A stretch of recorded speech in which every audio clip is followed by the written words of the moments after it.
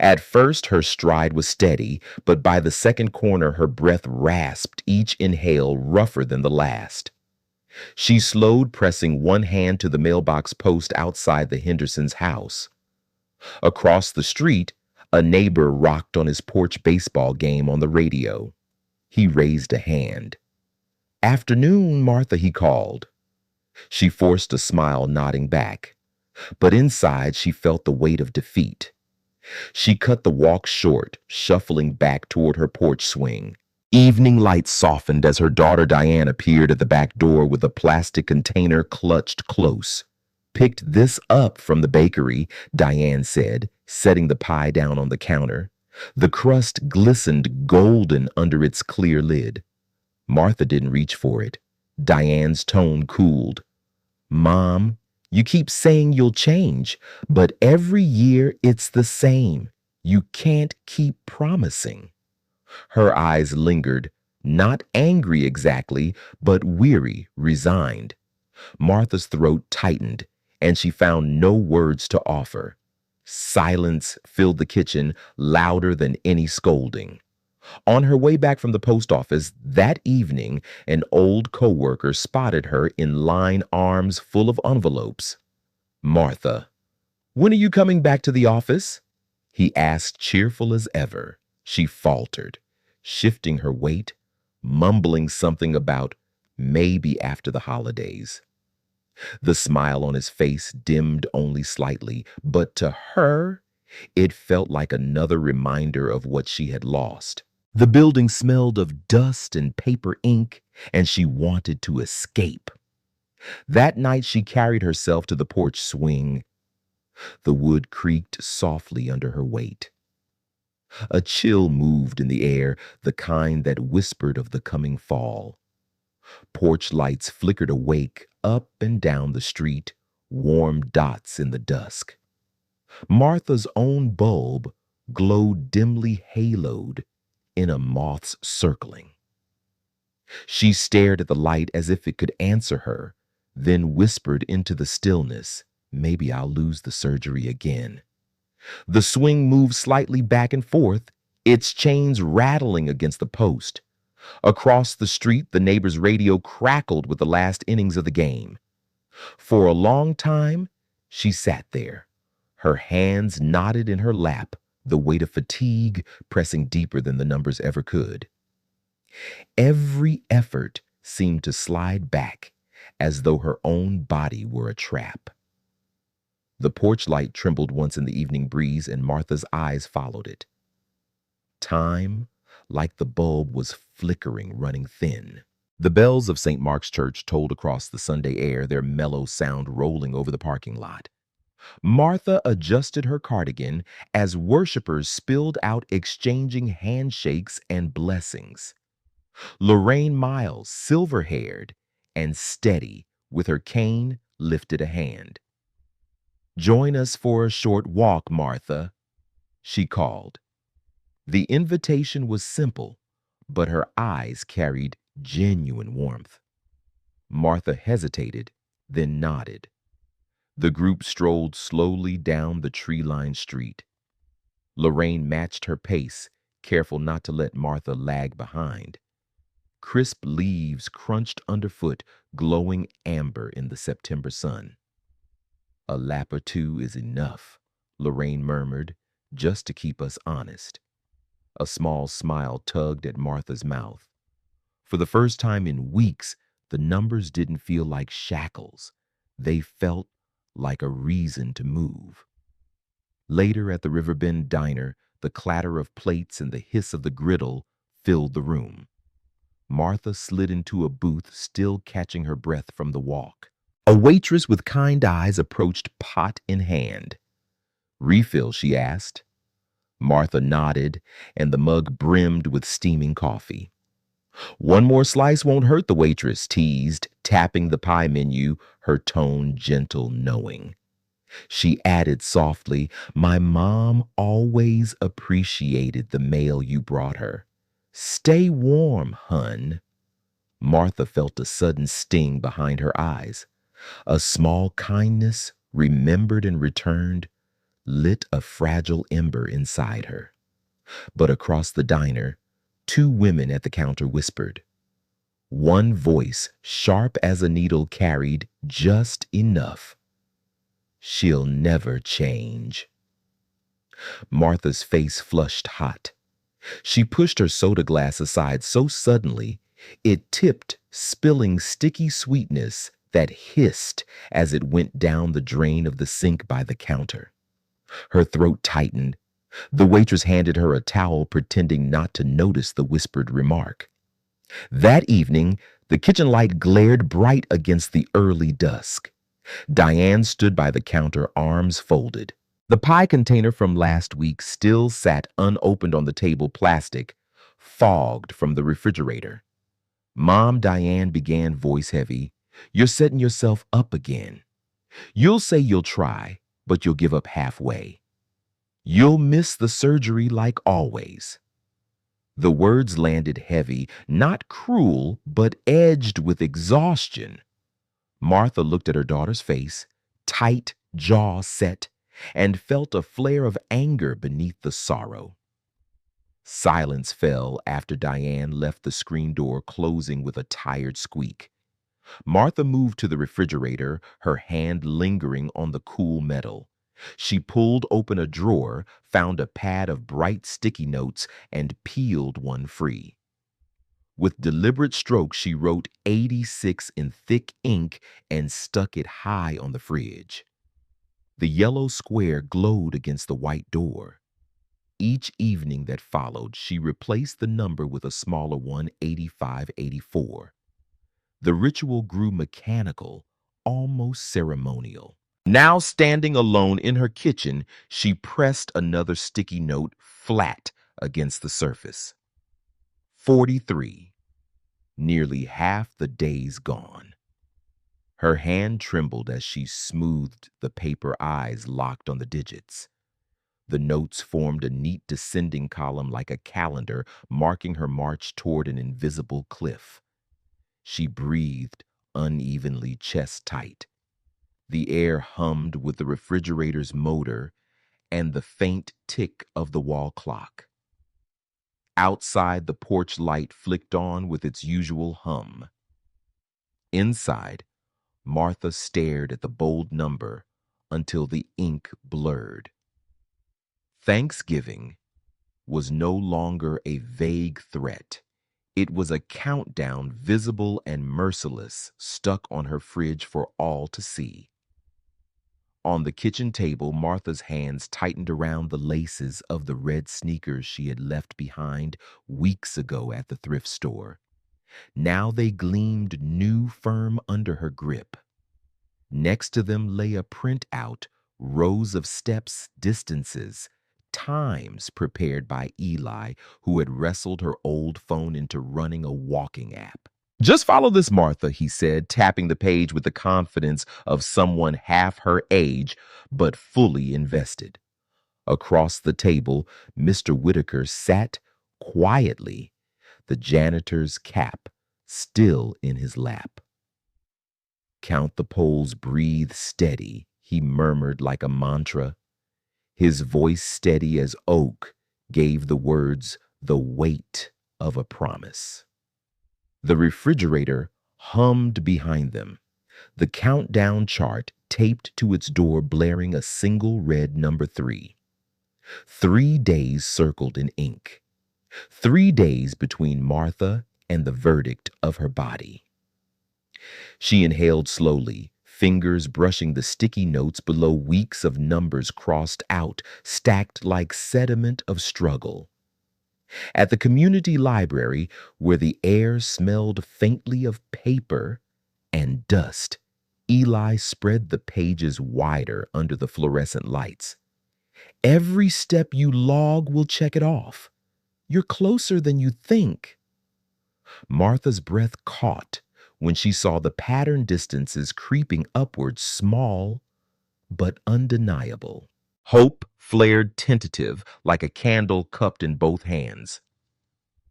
The following morning, she tried the sit-to-stand test again in her living room. Stopwatch ticking, she pushed herself up, sat back down again and again. When the clock beeped, she looked.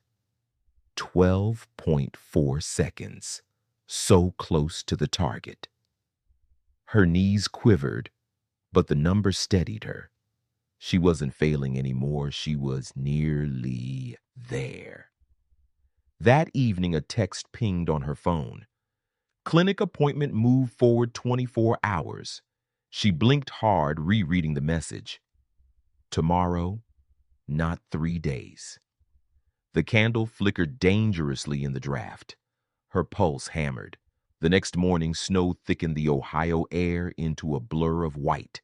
She pulled her coat tighter, clutching the sneakers in a paper bag. Her old pickup groaned when she turned the key, then coughed once and died. She tried again, but the silence was final. Panic coiled. A horn honked, soft but insistent. Lorraine's station wagon idled at the curb heater, rattling scarfed in wool. She rolled the window down. "Get in, Martha. We're not letting a little snow stop you." Martha slid inside, gratitude a lump in her throat. Lorraine's scarf smelled faintly of cedar hand-knit and warm. The drive was slow wipers fighting the storm, but they made it. At the clinic, Martha stepped out, snow crunching under the red shoes she had finally laced on. Inside the hallway, stretched long and sterile, the linoleum gleaming under harsh light. Her breath misted in the cold that seeped through the walls. Ahead, the test room door loomed. Her resolve cracked. She stopped, clutching the paper bag that still held Eli's printout. Maybe I should reschedule," she whispered, voice thin. Fear swelled, pressing her backward. Lorraine's hand found hers, fingers firm. "You've come too far to turn back now." The words were quiet but unyielding. The door opened with a mechanical click. Martha stiffened. Standing in the threshold was Mr. Whitaker, still wearing his janitor's coat, a ring of keys at his belt. But in his eyes, no trace of the quiet custodian remained. His gaze was sharp, commanding, like a coach waiting at the track. For a moment, the world shifted. Snow, fear, doubt, all fell away. He wasn't just a man sweeping hallways. He was the one who had been watching her climb back step by step, ready to guide. Martha straightened, breath steadying. The hallway no longer felt like a corridor of dread, but the starting line of her last chance. "Begin 6-minute walk," the technician instructed, clipboard tucked beneath his arm. The hallway stretched ahead, lined with evenly spaced poles marked by strips of blue tape. Martha drew in a breath, the kind that settled low and steady, and remembered Whitaker's words, "Count the poles. Breathe steady." Her red sneakers, scuffed now from weeks of practice, squeaked lightly against the polished floor. One pole, then the next. The faint echo of her footsteps created a rhythm, a metronome against her racing heart. Whitaker walked along the far wall, not interfering, simply nodding each time her stride faltered. His presence steadied her more than the poles themselves. The first minute burned in her calves. At 2 minutes, she swallowed against the dryness in her throat. Somewhere in the back of her mind flickered the porch light she had stared at weeks ago, the night despair had whispered, "Surrender." Tonight, that same glow returned, not as emptiness, but as a small beacon she carried with her. She wasn't walking away from loss anymore. She was walking toward that light. Halfway, the technician called. Martha forced her gaze up, scanning the poles ahead. She counted under her breath 9, 10, 11. With each number, the fear that had gripped her chest loosened. By the fifth minute, sweat dampened her collar. The air smelled faintly of antiseptic, sharp but clean. She tightened her grip on the thought of her daughter Diane, of Lorraine's knitted scarf, of Eli's patient charts. They weren't in the hallway, but their encouragement was.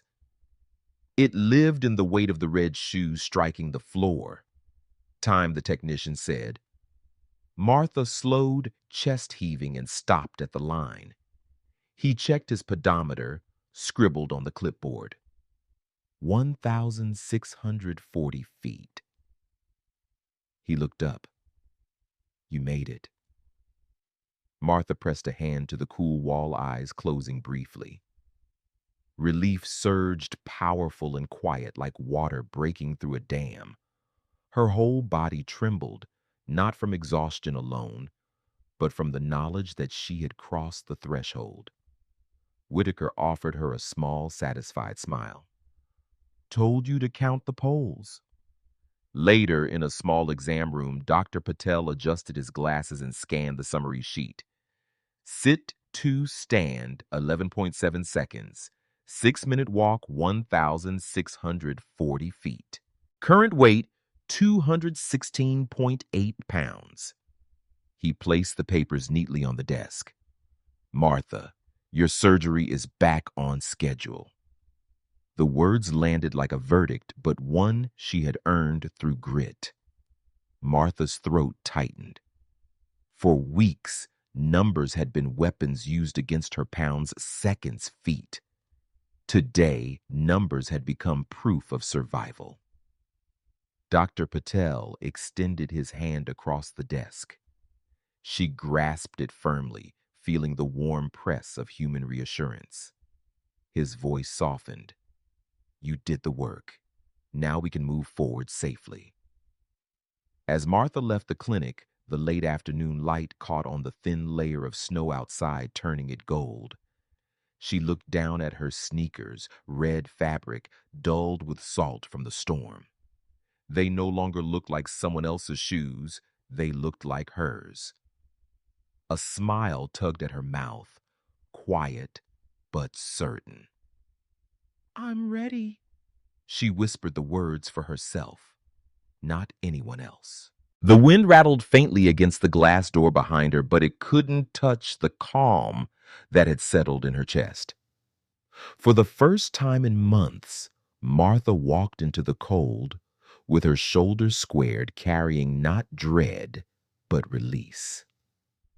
Thanksgiving morning arrived with a pale sun lifting over Chillicothe, spilling a gentle light on quiet streets lined with bare oaks.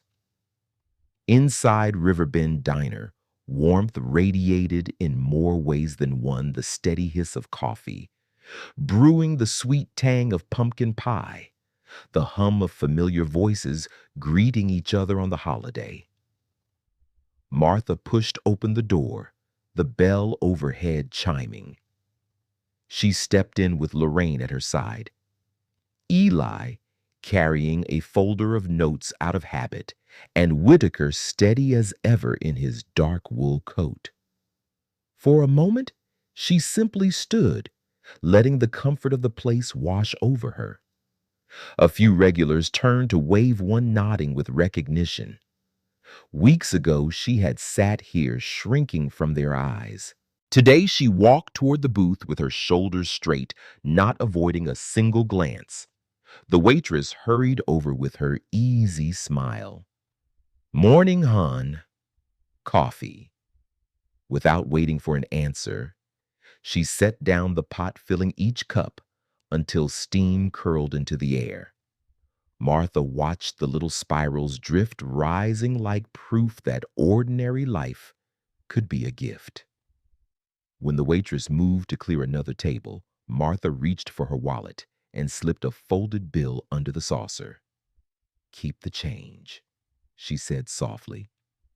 The waitress looked back surprised and gave her a nod that lingered longer than words.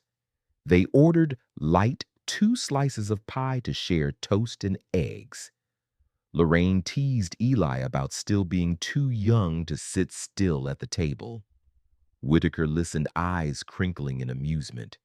Across the diner, an older couple bowed their heads briefly over their plates, and from beyond the glass, the faint peal of St. Mark's church bell carried on the crisp air.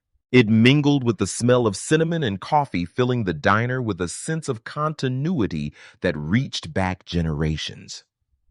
Martha leaned into the booth, cupping her warm mug. She thought of the night she had stared at the countdown chart of the bitter weight of despair that once convinced her the porch light was a symbol of endings. Now, with the chart folded and gone, the same light had become a promise. After breakfast, they lingered by the register. The waitress wrapped the last bite of pie in wax paper and pressed it into Martha's hands. For later. Have a blessed day, she said in the same gentle tone Martha had once given to the elderly women on her postal route. Martha's throat caught. She nodded, whispering, "You too." Outside, the group paused on the sidewalk. Families hurried by with grocery bags. Children tugged at sleeves, eager for parades and football games. Martha inhaled the chill, felt it sharpen her lungs but no longer weigh them down. The flag over the diner flapped in the breeze, its colors bold against the pale sky. Back home, Martha carried the small wax paper bundle inside and placed it on the counter. Then she reached for the red sneakers. The soles were worn thin, the laces frayed, but they had carried her across every threshold she had once thought impossible. She tied them together and hung them carefully on a nail by the porch door. The sun dipped low, casting a warm amber hue across the front steps. Lorraine's scarf still hung over a chair inside. Eli's printout of steps and poles rested neatly in a folder on the kitchen counter.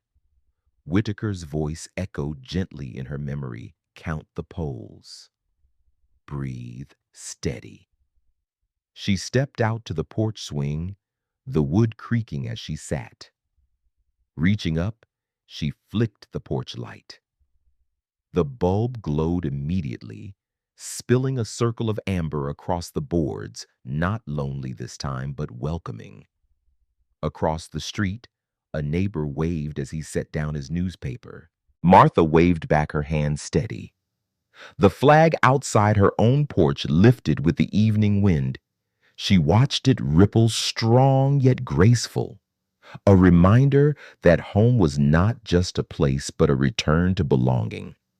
Her lips curved into a quiet smile.